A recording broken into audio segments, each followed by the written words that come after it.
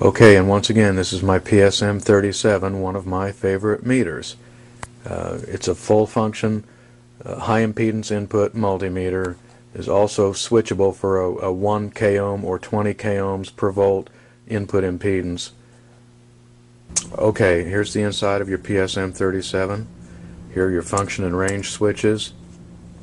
Another switch for main power, AC and DC polarity. Some rather large diodes. Your meter amplifier board with your ohms current source. A module over here, either protection or multipliers, I'm not sure which. Your meters hiding in under there. And here's your gasket for the front cover. Okay, and I did want to give a quick demonstration of one characteristic of this meter, which I feel is important, and which I feel is important for any analog meter that you plan to really actually use in a shop, and that is the meter ballistics. Ideally, the meter would respond quickly, but with very little overshoot, and it will respond up to its full value without having to tap on it and so forth.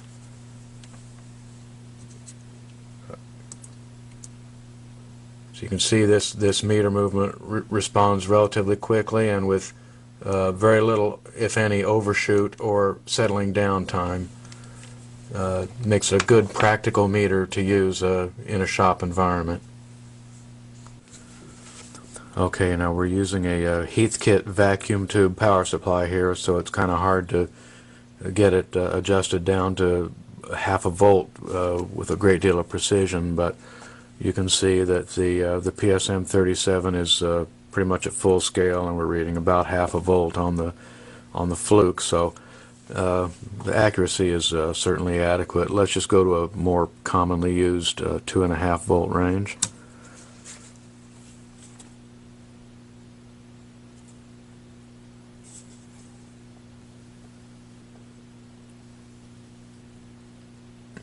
There's approximately 2.5 volts full scale, and you can see accuracy is more than adequate. We'll go to about mid scale here, 1.5 volts.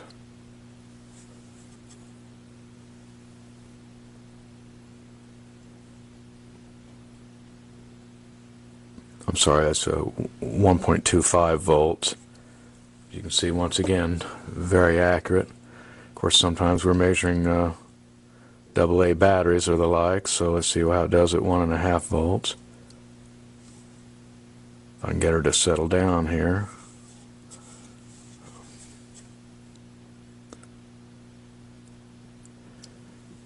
Once again, it's pretty much right on. Okay, let's try a 10 volt range.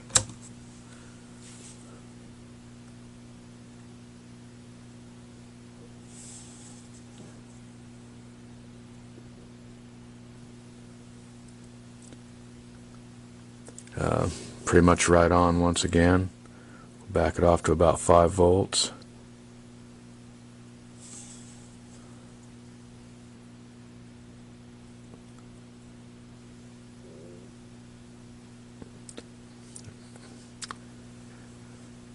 Now the military did like accurate meters. 50 volt range.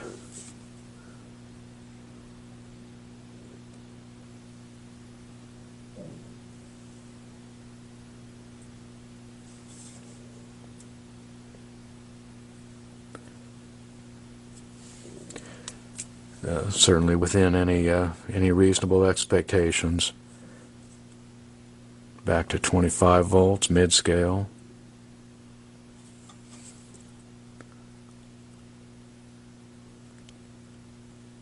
Okay, and we'll go to a 250 volt range.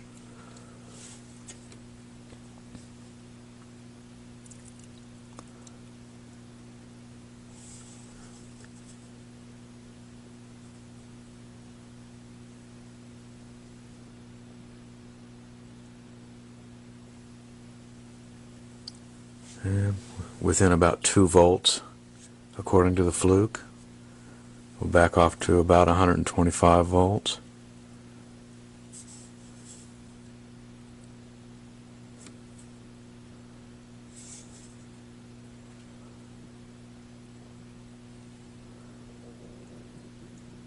Okay, we'll go to a 500 volt range, which is about the maximum that my power supply will do here.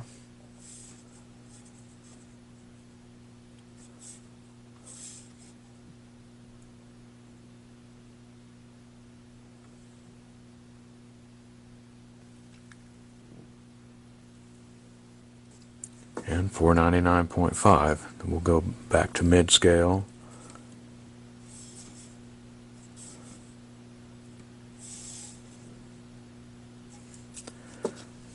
Once again, outstanding accuracy. I did want to show one thing here. This meter is switchable from a 10 meg input impedance to 1 k ohms per volt or 20 k ohms per volt. We'll show you the effect that that can have on a low current capability power supply. Let's just go to about a 50 volt range here.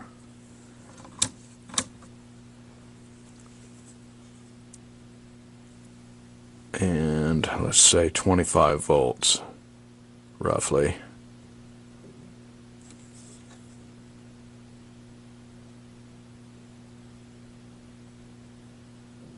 Now if I switch it to 1 k ohms per volt, you'll see it's going to affect the voltage substantially.